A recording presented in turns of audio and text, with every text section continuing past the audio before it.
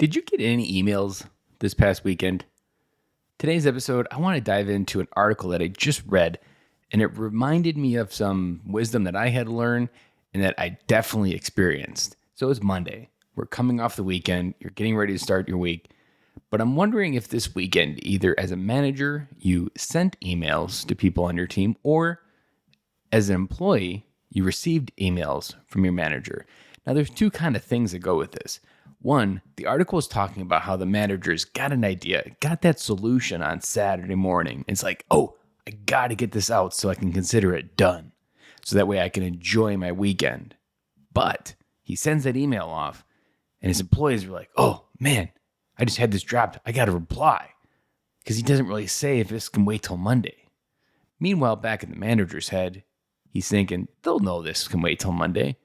But never speculates that that's exactly what his expectation is. And the employee responds, I can't tell you how many times there would be email conversations happening in the weekends of like 15 chains long. And I'm like, guys, enjoy your weekend. We've got the work week. There's no need for this to happen. And a lot of times it's a manager just trying to get it caught up, get ahead, survive his inbox and send them out.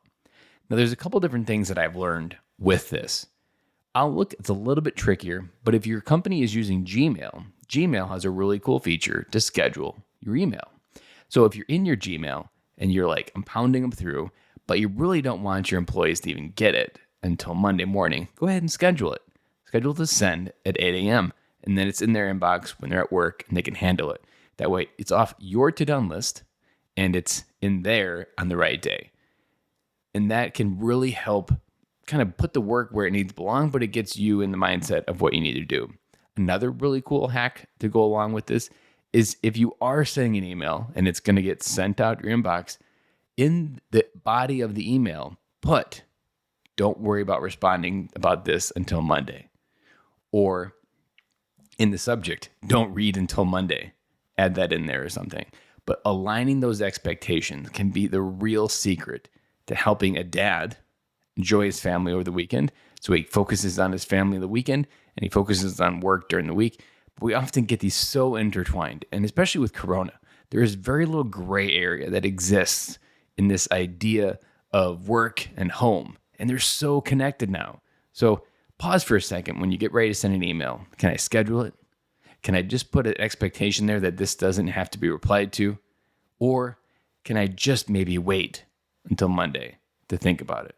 I know it's a little bit hard. Something I also learned when I have those random moments is I'll just ask Siri, or if you have Google, be like, hey, can remind me at 8 a.m. to send this email, or remind me at 8 a.m. to call X. Those little random reminders that we can do like that are really good. Or I know Siri, for example, you can say it, remind me when I get to work about this, and it'll detect your location at work and remind you as you pull into the parking lot. It's kind of cool. But there's a lot of different ways that we can use technology to add a barrier and a boundary between our work and our home. And as a dad, trying to rewire my life as an entrepreneur and as a dad, but also having a career life that I left behind, and now also where I am now, I know that this issue can be really, really headache. So think about this as you go through the week. Think about this as you go to the next weekend. And I'll be back again with you tomorrow.